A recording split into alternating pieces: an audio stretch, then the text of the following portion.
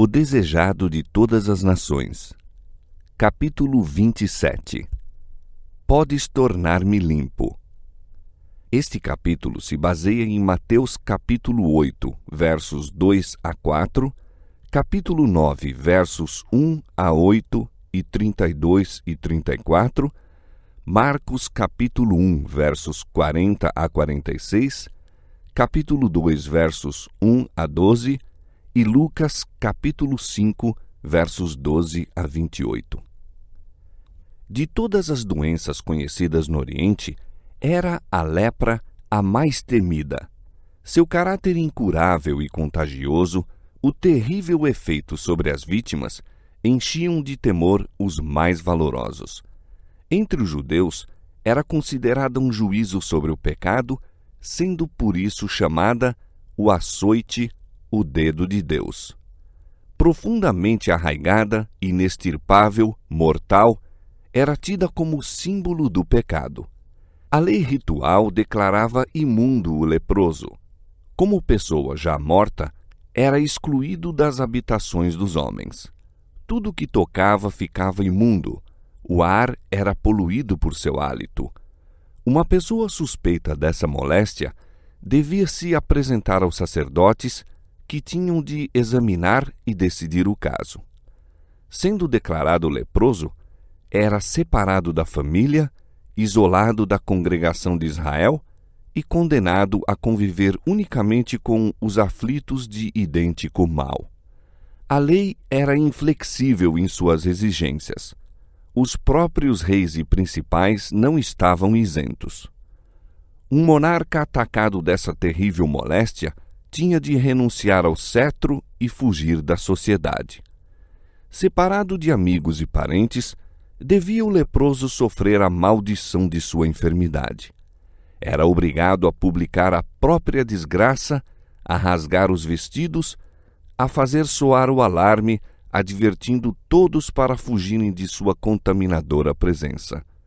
O grito "Impuro!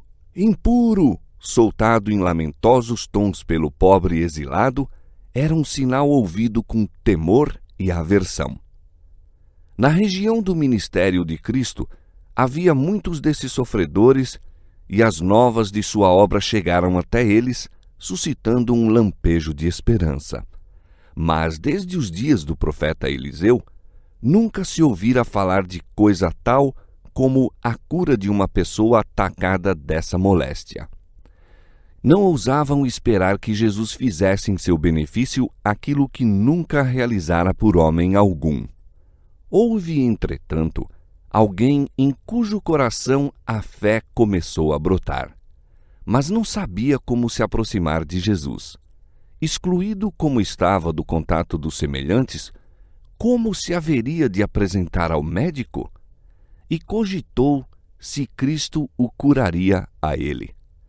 Deter-se-ia para atender a uma pessoa que se julgava estar sofrendo sob o juízo de Deus? Não haveria de, à semelhança dos fariseus e mesmo dos médicos, proferir sobre ele uma maldição, advertindo-o a que fugisse da morada dos homens? Pensava em tudo quanto lhe fora dito de Jesus. Nenhum dos que lhe buscavam o auxílio fora repelido. O infeliz decidiu procurar o Salvador. Embora excluído das cidades, podia ser que acontecesse atravessar-lhe o caminho em algum atalho das montanhas ou encontrá-lo enquanto ensinava fora das cidades. Grandes eram as dificuldades, mas constituía essa sua única esperança. O leproso é guiado ao Salvador. Jesus está ensinando à margem do lago e o povo reunido ao seu redor. Ficando à distância, apanha algumas palavras dos lábios de Jesus. Observa-o a colocar as mãos sobre os enfermos. Vê o coxo, o cego, o paralítico e os que estavam a perecer de várias moléstias erguerem-se com saúde, louvando a Deus por seu livramento. A fé se lhe avigora no coração. Aproxima-se mais e mais ainda da multidão reunida. As restrições que lhe são impostas, a segurança do povo e o temor com que todos o olhavam, tudo foi esquecido. Pensa tão somente na bendita esperança da cura. Esse doente oferece um repugnante espetáculo. A moléstia fizera terríveis incursões e é horrível ver-se-lhe o corpo em decomposição. Ao avistá-lo, o povo recua apavorado. Comprimem-se uns contra os outros a fim de escapar-lhe ao contato.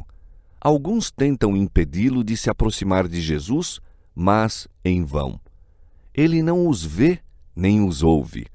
Suas expressões de repugnância não o atingem. Vê unicamente o Filho de Deus. Não escuta senão a voz que comunica a vida ao moribundo. Avançando para Jesus, atira-se-lhe aos pés com o grito: Senhor, se quiseres, podes tornar-me limpo. Jesus replicou: Quero, sê limpo. E pôs-lhe a mão em cima. Operou-se imediatamente uma transformação no leproso. Sua carne tornou-se sã, os nervos sensíveis, firmes os músculos. A aspereza e escamosidade peculiares à lepra desapareceram, sendo substituídas por suave colorido, como o da pele de uma saudável criança. Jesus recomendou ao homem que não divulgasse a obra que realizara, mas fosse imediatamente apresentar-se com uma oferta no templo. Essa oferta não podia ser aceita enquanto os sacerdotes não examinassem o homem, declarando-o inteiramente livre da moléstia. Embora de má vontade para realizar esse serviço, não se podiam eximir ao exame e decisão do caso. As palavras da Escritura mostram com que força Cristo advertiu o homem quanto à necessidade de silêncio e ação pronta, e advertindo-o severamente, logo o despediu, e disse-lhe: Olha, não digas nada a ninguém, porém vai, mostra-te ao sacerdote e oferece pela tua purificação o que Moisés determinou para lhe servir de testemunho. Houvessem os sacerdotes sabido os fatos concernentes à cura do leproso, e seu ódio para com Cristo os teria levado a dar sentença desonesta. Jesus queria que o homem se apresentasse no templo antes que qualquer rumor acerca do milagre chegasse aos ouvidos deles. Assim se poderia obter uma decisão imparcial, sendo ao leproso purificado permitido mais uma vez unir-se com a família e os amigos. Tinha Cristo ainda outros intuitos ao recomendar silêncio ao homem. O Salvador sabia que seus inimigos estavam sempre buscando limitar-lhe a obra e desviar dele o povo. Sabia que, se a cura do leproso fosse propalada, outras vítimas dessa terrível doença haviam de aglomerar-se em volta dele e então ergueriam o brado de que o povo se contaminaria pelo contato com elas. Muitos dos leprosos não empregariam o dom da saúde de modo a torná-la uma bênção para si mesmos e para outros, e atraindo a si os leprosos, acusá-lo-iam de estar violando as restrições da lei ritual, e assim seria prejudicada sua obra quanto à pregação do Evangelho. O acontecimento justificava a advertência de Cristo. Uma multidão de gente presenciara a cura do leproso e estavam ansiosos de ouvir a decisão dos sacerdotes. Quando o homem voltou para os amigos, grande foi o excitamento. Não obstante a precaução de Jesus, o homem não fez esforço nenhum para ocultar a cura. Na verdade, impossível teria sido escondê-la, mas o leproso divulgou-a. Imaginando que era somente a modéstia de Jesus que ditara essa restrição, saiu proclamando o poder desse grande restaurador. Não compreendia que toda manifestação dessa espécie tornava os sacerdotes e anciãos mais decididos a eliminar a Jesus. O homem restaurado sentia ser deveras preciosa a graça da saúde. Regozijou-se no vigor da varonilidade e no ser restituído à família e à sociedade, e julgava ser impossível abster-se de dar glória ao médico que o pusera são. Esse seu ato, porém, de divulgar o caso, deu em resultado prejuízo para a obra do Salvador. Fez com que o povo se aglomerasse em torno dele em tal multidão que foi forçado a interromper por algum tempo seus labores. Todo o ato do ministério de Cristo era de vasto alcance em seus desígnios. Envolvia mais do que o ato em si mesmo parecia encerrar. Foi o que se deu no caso do leproso. Ao passo que Jesus ministrava a todos quantos iam ter com ele, anelava beneficiar os que não iam. Ao mesmo tempo que atraía os gentios e os samaritanos, almejava chegar aos sacerdotes e aos mestres excluídos pelos preconceitos e tradições. Não deixou de tentar meio algum pelo qual pudessem ser alcançados. Ao enviar o leproso aos sacerdotes, proporcionou-lhes o testemunho calculado a desarmar-lhes os preconceitos. Haviam os fariseus declarado que os ensinos de Cristo eram contrários à lei dada por Deus mediante Moisés, mas suas instruções ao leproso purificado de apresentar uma oferta segundo a lei refutavam essa acusação. Era suficiente testemunho para todos quantos estivessem dispostos a convencer-se. Os dirigentes em Jerusalém tinham enviado espias a fim de procurar qualquer pretexto para matar a Cristo. Ele respondeu apresentando-lhes uma prova de seu amor pela humanidade, seu respeito pela lei e o poder que tinha de libertar do pecado e da morte. Assim lhes deu testemunho: deram-me mal pelo bem e ódio pelo meu amor. Aquele que deu no monte o preceito, amai os vossos inimigos, exemplificou ele próprio o princípio não tornando mal por mal ou injúria por injúria, antes, pelo contrário, bendizendo. Os mesmos sacerdotes que haviam condenado o leproso ao banimento atestaram-lhe a cura. Essa sentença, proferida e registrada publicamente, constituía firme testemunho em favor de Cristo. E ao ser o homem reintegrado sadio na congregação de Israel, sob a afirmação dos próprios sacerdotes de que não havia nele vestígio da moléstia, tornou-se vivo testemunho de seu benfeitor. Apresentou alegremente a oferta e engrandeceu o nome de Jesus. Os sacerdotes estavam convencidos do divino poder do Salvador. Foi-lhes dada a oportunidade de conhecer a verdade e serem beneficiados pela luz. Rejeitada, ela passaria para nunca mais voltar. Muitos rejeitaram a luz. Ela não foi, todavia, dada em vão. Foram tocados muitos corações que, por algum tempo, não deram disso sinal. Durante a vida do Salvador, sua missão parecia despertar pouca correspondência de amor da parte dos sacerdotes e mestres. Depois de sua ascensão, porém, grande parte dos sacerdotes obedecia à fé. A obra de Cristo em purificar o leproso de sua terrível doença é uma ilustração de sua obra em libertar a alma do pecado. O homem que foi ter com Jesus estava cheio de lepra. O mortal veneno da moléstia penetrara-lhe todo o corpo.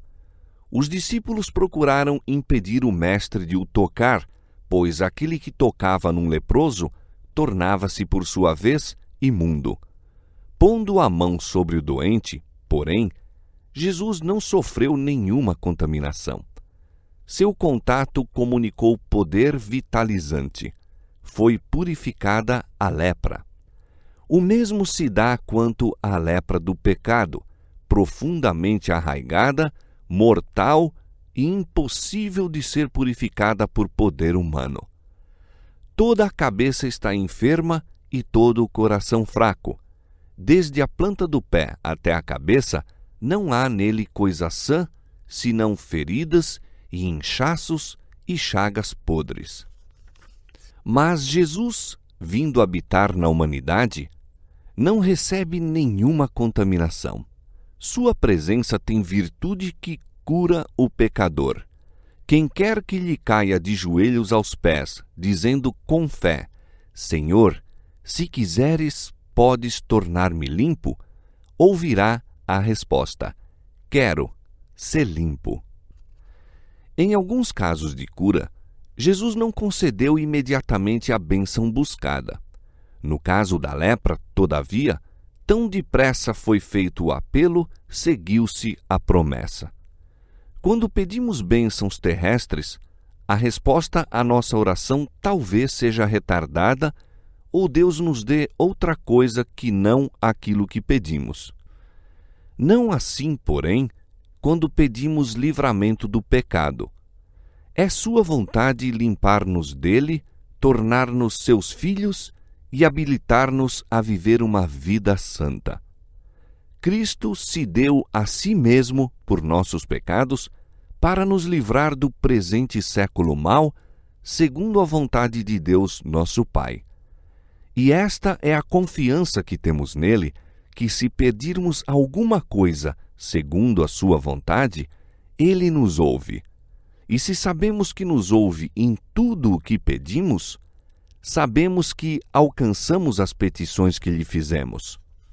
Se confessarmos os nossos pecados, ele é fiel e justo para nos perdoar os pecados e nos purificar de toda a injustiça. Na cura do paralítico de Cafarnaum, Cristo tornou a ensinar a mesma verdade. Foi para manifestar seu poder de perdoar pecados que o milagre se realizou. E a cura do paralítico também ilustra outras preciosas verdades. É plena de esperança e animação e, do ponto de vista de sua relação para com os astutos fariseus, encerra igualmente uma advertência. Como o leproso, esse paralítico perdera toda a esperança de restabelecimento. Sua doença era resultado de uma vida pecaminosa e seus sofrimentos amargurados pelo remorso. Por muito tempo apelara para os fariseus e os doutores, esperando o alívio do sofrimento mental e físico. Mas eles friamente o declaravam incurável, abandonando-o à ira de Deus.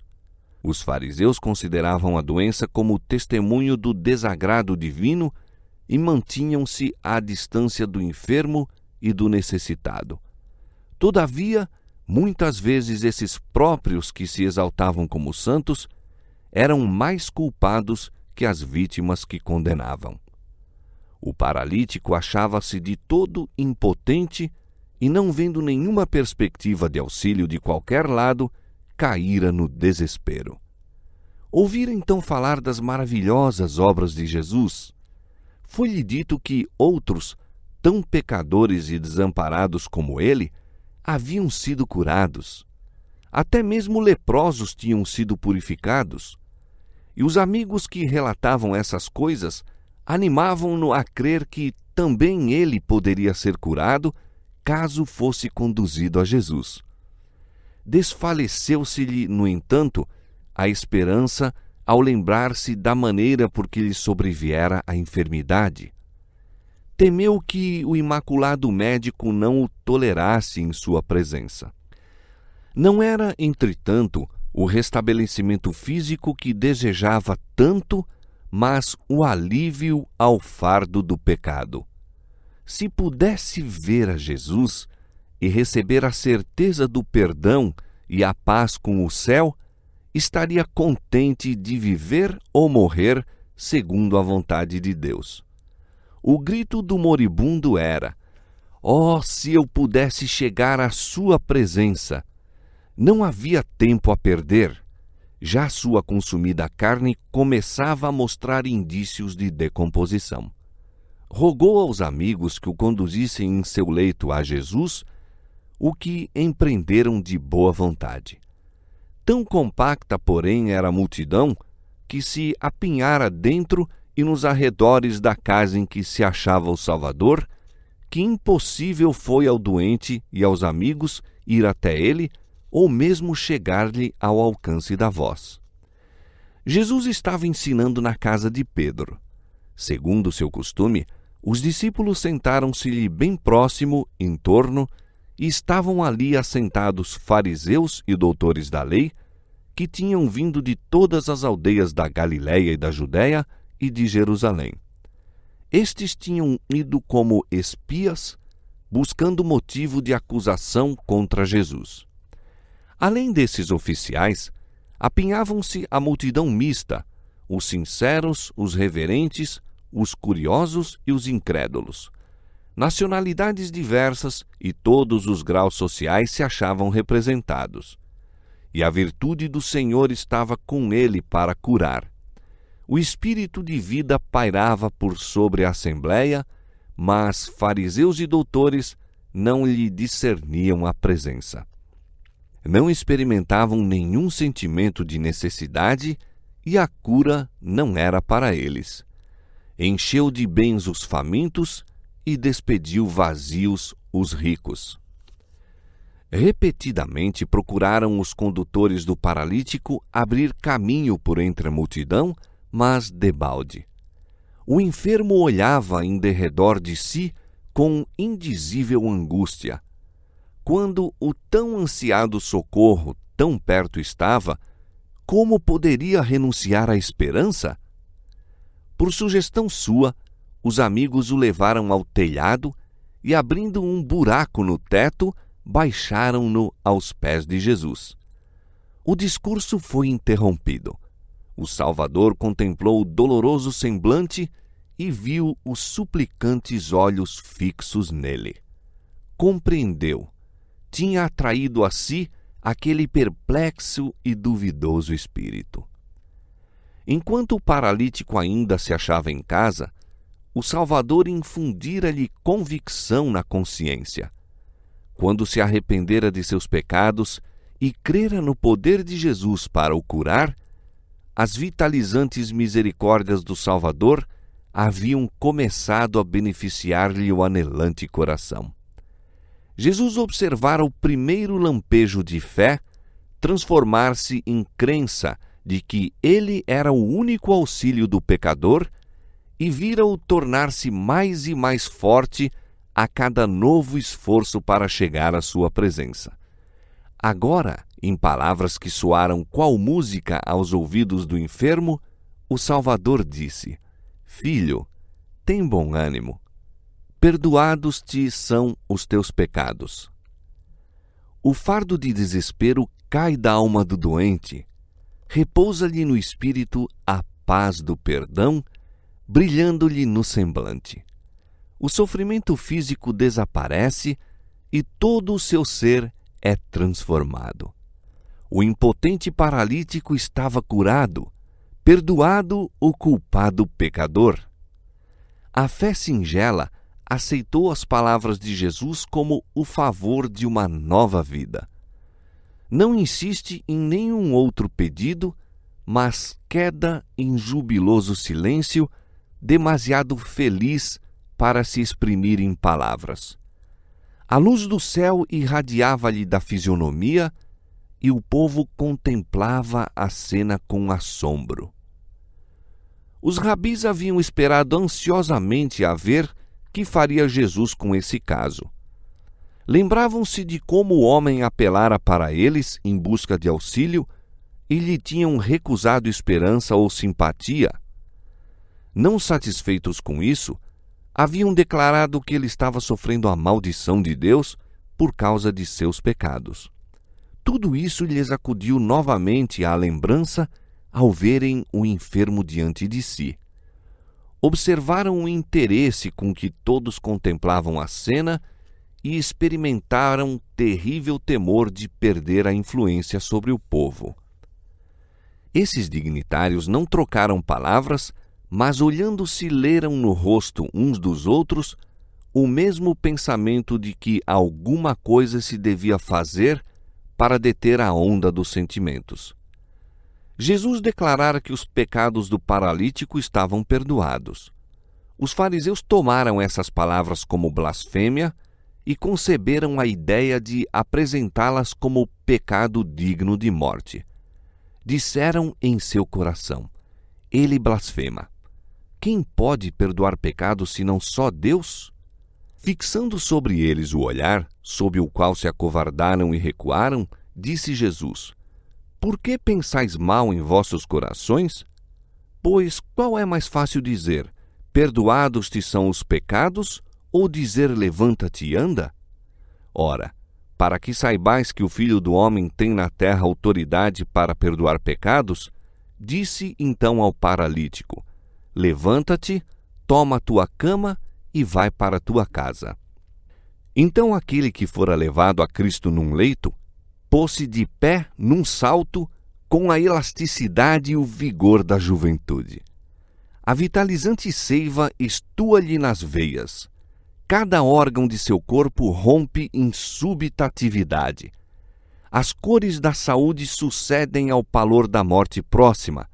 E levantou-se e, tomando logo o leito, saiu em presença de todos, de sorte que todos se admiraram e glorificaram a Deus, dizendo: nunca tal vimos.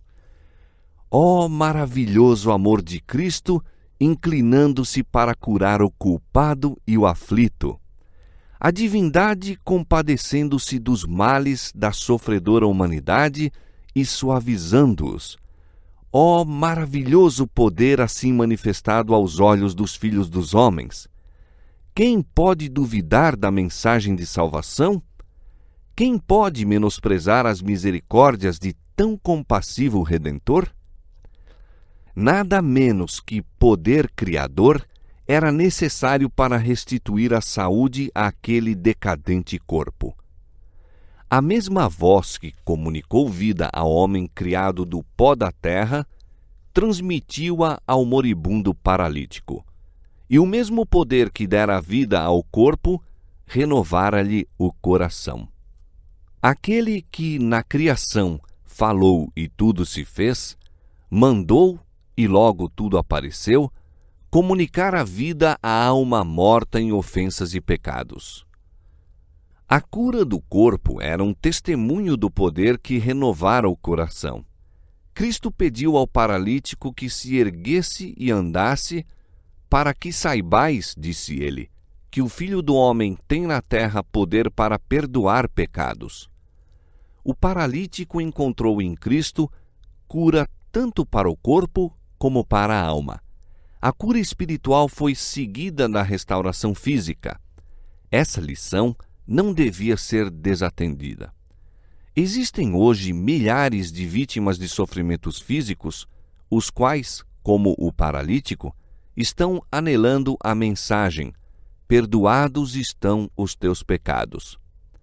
O fardo do pecado, com seu desassossego e insatisfeitos desejos, é o fundamento de suas doenças. Não podem encontrar alívio enquanto não forem ter com o médico da alma. A paz que unicamente ele pode dar, comunicaria vigor à mente e saúde ao corpo. Jesus veio para desfazer as obras do diabo. Nele estava a vida, e ele diz: eu vim para que tenham vida e a tenham com abundância. Jesus é espírito vivificante e possui ainda o mesmo poder vitalizante que tinha quando na terra curava o doente e assegurava o perdão ao pecador. Perdoa todas as tuas iniquidades, sara todas as tuas enfermidades. O efeito produzido sobre o povo pela cura do paralítico foi como se o céu se houvesse aberto, revelando as glórias do mundo melhor. Ao passar o homem curado por entre a multidão, bendizendo a Deus a cada passo e levando sua carga como se fosse uma pena, o povo recuava para lhe dar passagem e, presa de assombro, fitavam-no falando entre si brandamente em segredo: hoje vimos prodígios. Os fariseus estavam mudos de espanto e esmagados pela derrota. Viram que não havia aí lugar para seu ciúme excitar a multidão. A maravilhosa obra operada no homem que haviam entregue à ira de Deus impressionara por tal forma o povo que no momento os rabis foram esquecidos. Viram que Cristo possuía um poder que tinham atribuído unicamente a Deus. Todavia, a suave dignidade de sua atitude apresentava assinalado contraste com o porte altivo deles. Ficaram desconcertados e confundidos, reconhecendo, mas não confessando, a presença de um ser superior. Quanto mais forte era a evidência de que Jesus tinha poder na terra para perdoar pecados, tanto mais firmemente se entrincheiravam na incredulidade. Da casa de Pedro, onde tinham assistido ao restabelecimento do paralítico por sua palavra, saíram para maquinar novos planos a fim de reduzir ao silêncio o Filho de Deus. A enfermidade física, se bem que maligna e fundamente arraigada, debelou-a o poder de Cristo. A da alma, porém, firmou o império sobre os que fecharam os olhos à luz. A lepra e a paralisia não eram tão terríveis como a hipocrisia e a incredulidade. Na casa do paralítico restaurado, foi grande o regozijo quando ele voltou para a família, conduzindo com facilidade o leito em que, pouco antes, fora vagarosamente levado de perto deles.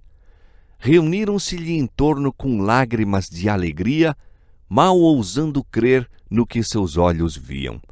Ali estava ele em sua presença, no pleno vigor da varonilidade. Os braços que tinham visto sem vida estavam prontos a obedecer imediatamente à sua vontade. A carne, contraída e arroxeada, achava-se agora rosada e fresca. Caminhava com passo firme e desembaraçado. A alegria e a esperança achavam-se-lhe impressas em cada linha do rosto, e uma expressão de pureza e paz havia substituído os vestígios do pecado e do sofrimento. Daquele lar ascenderam jubilosas ações de graças, e Deus foi glorificado por meio do Filho, que restituíra a esperança ao abatido e força ao aflito. Esse homem e sua família estavam dispostos a dar a vida por Jesus. Nenhuma dúvida lhes enfraquecia a fé, nenhuma incredulidade lhes maculava a lealdade para com aquele que lhes levara luz ao ensombrado lar.